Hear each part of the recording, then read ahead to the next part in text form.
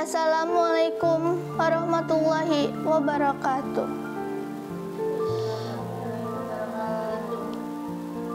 Isra Mi'raj penuh hikmah. Pada sejuknya senja hari ini, aku ingin menceritakan sebuah kisah. Kisah luar biasa penuh hikmah yang wajib untuk kita imani. Adalah Isra Mi'raj Nabi Muhammad, perjalanan satu malam menunggang kendaraan langit dari Masjidil Haram menuju Baitul Maqdis, dari langit dunia menuju Sidratul Muntaha. Pada setiap lapis langit, Nabiku diberi salam penuh sayang. Nabi dan Rasul dengan tulus menyapa, "Ya Muhammad, Al-Mustafa, teladan pemimpin umat." Peristiwa yang sungguh penuh dengan hikmah. Allah jadikan Isra wal Mi'raj sebagai tasliyah. Allah tunjukkan kekuasaannya yang tak terjumlah, agar hanya kepadanya sejumlah hamba menyembah. Isra Mi'raj begitu penuh dengan hikmah. Allah buktikan bahwa telaga Al-Kautsar benar adanya. Allah buktikan bahwa siksa yang pedih nyata adanya, sebagai pengingat hamba supaya jangan lengah biarpun lemah. Assalamualaikum warahmatullahi wabarakatuh. Assalamualaikum warahmatullahi wabarakatuh. Waalaikumsalam warahmatullahi wabarakatuh. Innal hamdalillah nahmaduhu wa nasta'inuhu wa nastaghfiruh wa na'udzu billahi min shururi anfusina wa min sayyiati a'malina may yahdihillahu fala mudhillalah wa may yudhlil fala hadiyalah. Asyhadu an la ilaha illallah wahdahu la syarikalah wa asyhadu anna Muhammadan abduhu wa rasuluh la nabiyya wa la rasula ba'da. Qala Allah Ta'ala fil Qur'anil Karim, a'udzu billahi minasyaitonir rajim. Bismillahirrahmanirrahim. Subhanallazi asra bi 'abdihi lailan minal masjidil haram ilal masjidil aqsa allazi barakna haulahu linuriyahu min ayatina innahu huwas sami'un basir. Shadaqallahul azim alaya. Pertama-tama dan yang paling utama, marilah kita panjatkan puji serta syukur kita kehadirat Allah Subhanahu wa Ta'ala yang mana telah memberikan kita beribu-ribu kenikmatannya, hingga lautan yang menjadi pena dan pohon yang menjadi tinta tidak akan pernah bisa menuliskan nikmatnya. Salawat beserta salam semoga selalu tercurah limpahkan kepada junjungan kita, yakni Habibana wa Nabiyana Muhammad Sallallahu alaihi wasallam, dan tak lupa kepada keluarganya, para sahabatnya, tabi'in dan tabi'atnya, serta kita selaku umatnya yang insya Allah istiqomah di jalannya. Amin. Sahabat yang dirahmati oleh Allah, pada bulan yang mulia kali ini kita diingatkan kembali dengan peristiwa yang sangat bersejarah, di mana Rasulullah Shallallahu Alaihi Wasallam diisrakan dari Masjidil Haram ke Masjidil Aqsa dan dimi'rajkan dari Masjidil Aqsa ke langit ketujuh atau Sidratul Muntaha. Nah, di bulan ini pula Rasulullah SAW mendapatkan perintah salat untuk pertama kalinya langsung dari Allah Subhanahu wa Ta'ala tanpa perantara malaikat Jibril. Hal ini membuktikan bahwasannya salat adalah fondasi agama Islam dan suatu keberkahan bagi umat Islam. Masya Allah. Hadirin yang dirahmati Allah, terdapat dalam Quran surah Al-Isra ayat 1 yang artinya, Maha suci Allah yang telah memperjalankan hambanya Muhammad pada malam hari dari Masjidil Haram ke Masjidil Aqsa, yang dimana sekelilingnya diberkahi, agar kami memperlihatkan tanda-tanda kebesaran kami. Sesungguhnya Dia Maha mendengar lagi Maha melihat. Dari ayat yang tertera tersebut, kita bisa renungkan bahwasannya Allah itu Maha berkehendak menjalankan hambanya pada satu malam dari Masjidil Haram ke Masjidil Aqsa, dari Masjidil Aqsa ke Sidratul Muntaha. Padahal kalau secara logika manusia itu tidak masuk akal, tapi apalah daya Allah, sang kuasa di atas semua penguasa. Sahabat yang dirahmati Allah, maka dari itu mari kita bersama-sama untuk mensadarkan diri bahwasannya Allah itu maha berkehendak kepada segala sesuatu. Semoga kita yang selaku umat Rasulullah SAW di akhirat nanti mendapatkan syafaatnya. Amin. Mungkin cukup sekian dari saya, kurang lebihnya mohon maaf karena kebenaran hanya mutlak dari Allah dan kesalahan datang dari diri saya sendiri. Akhirul kalam, Assalamualaikum warahmatullahi wabarakatuh.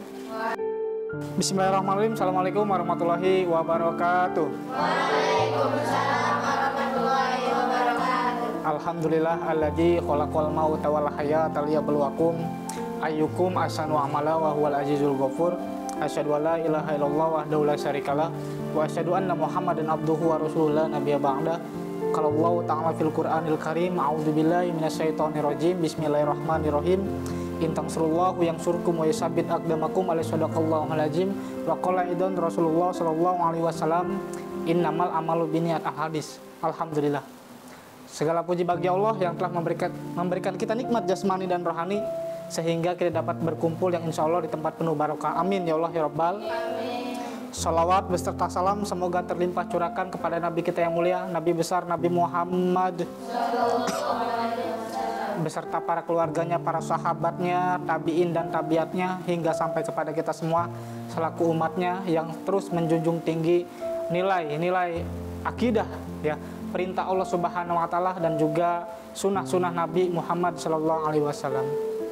Pada kesempatan malam yang penuh berkah, peristiwa yang besar di bulan ini yaitu bertepatan 27 Rajab ya. Adapun 28, ada yang bilang 28 Rajab, yang dimana peristiwa ini sangat luar biasa, yang dimana pada saat itu 10 tahun kenabian Nabi Muhammad Shallallahu Alaihi Wasallam. Pada saat itu mencekam sekali di daerah Mekah, yang dimana Nabi Muhammad SAW diutus sebelum hijrah. Teman-teman tahu ya bagaimana perjalanan sirah Nabi Muhammad ketika di Mekah. Banyak yang membenci karena memang membawa anut ajaran Islam. Kalau bilang kata orang-orang Quraisy adalah membawa agama baru ya. Ada yang bilang penyair, ada yang bilang dukun tenun, bener gak? Sihir dan yang lainnya. Padahal kebenaran itu sudah ada pada saat itu, tapi orang-orang kafir Quraisy semakin membenci. Pada saat itu juga ketika pasca Isra wal Mi'raj, bagi iman yang lemah akan murtad, bagi keimanan yang kuat akan semakin kuat. Pada saat itu diujilah keimanan orang-orang yang beriman. Seperti kita ketahui, waktu kecilnya Nabi Muhammad SAW sama seperti anak biasanya, tapi yang membedakan adalah psikologis yang mungkin yang dimiliki Nabi Muhammad. Aku ketika memang bermain dengan teman-temanku tidak seperti halnya anak-anak pada masa itu. Dia mah sudah mulai mandiri, ya kan, membantu orang-orang tua yang pada saat itu ya, luar biasa. Terus pada saat itu juga ada yang namanya peristiwa pembelahan dada. Yang dibersihkan adalah hati. Hati adalah potensi yang luar biasa yang dimiliki manusia. Makanya unsur yang akan menjadi kita paham, kita kuat adalah hati. Setelah adanya penglihatan, pendengaran, maka turunlah ke hati, bukan hanya cinta, ya kan? Tapi mencintai Rasul juga menggunakan cinta. Cinta itu adalah hati. Maka hati-hatilah dengan hati, ya. Hati itu adalah salah satu sebuah kepentingan yang luar biasa bagi manusia. Bagaimana dia meyakini Islam, bagaimana dia meyakini apa yang dia yakini, yaitu akidah Islam itu sendiri, ya kan? Makanya tauhid menjadikan akidahnya kuat, hatinya kuat. Pada saat itu diuji pula dengan adanya tahun kesedihan, wafatnya Khadijah dan juga dua orang yang dicintai Rasul meninggal. Makanya pada saat itu adalah hari berkabung atau hari kesedihan. Makanya banyak yang bilang ketika Rasulullah SAW ditinggalkan orang yang dicintainya, Allah pun menghibur, ya. Ibarat nama cek anu lain mah refreshing luar biasa yang akan menjadi salah satu kekuatan bagi kita semua. Makanya Nabi Muhammad tertera namanya di surat berapa tuh? Nabi Muhammad, ya, 47 ya, Masya Allah. Terus adanya perjalanan malam juga dicatat sebagai surat yang namanya Al-Isra, perjalanan ya. Masya Allah, ini luar biasa. Makanya di ayat pertama juga yang tadi disampaikan oleh Aziza luar biasa. Nah, ini yang menjadi salah satu orang-orang kafir semakin membenci, dan orang yang kuat akidahnya akan semakin setia dengan Nabi Muhammad pada saat itu. Salah satunya siapa? Abu Bakar As-Siddiq. Ya, digelar pada saat itu namanya adalah ketika meyakini ataupun mengesahkan bahwa Nabi Muhammad telah melakukan perjalanan yang luar biasa pada saat itu. Makanya disebut As-Siddiq. Banyak yang murtad gara-gara itu. Karena orang menyebut Nabi Muhammad adalah majnun, gila, ya kan? Nabi Muhammad dakwah sampai disebut gila. Ya, kita baru aja ngikutin orang, udah galak orang ke kita, bener gak? Nah, yang galak itu mereka yang tidak mau dibenarkan, tapi kita juga harus membenarkan diri kita sendiri. Peristiwa itu ditunggangi atau dikendarai, difasilitasi oleh Allah dengan yang luar biasa lagi ya diberikannya. Kalau sekarang itu superjet, roket, ya kan? Kalau motor ninja nggak ada apa-apanya, ya kan? Lamborghini nggak ada apa-apanya. Allah memberikan yang namanya buraq. Pada saat itu ada yang cerita, ya kan? Mungkin dari kitab-kitab yang lain. Buraq itu yang nanti dipilih untuk ditunggangi Nabi Muhammad pada saat itu sedih, ya kan? Buraq yang lain pada senang, ya kan? Cuman dia nih buraq satu-satunya ditanya oleh malaikat Jibril, kenapa buraq? Rok, kunaon rok, gitu ya. Sedih wae, orang teh kangen kan Nabi Muhammad. Maka dari itu membahagiakan buraq dan juga membahagiakan Nabi pada saat itu. Perjalanan malam dari Masjidil Haram ke Masjidil Isra. Nah, pada saat itu ketika dari Mekah ke Palestina ya, di Al-Quds berarti.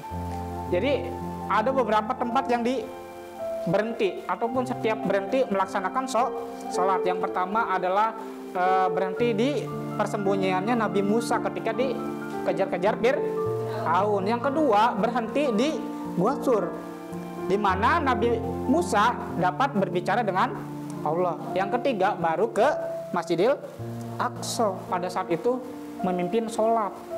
Masya Allah ya. Itu yang salah satu hikmahnya dan salah satu garis besar emas yang harus kita ketahui.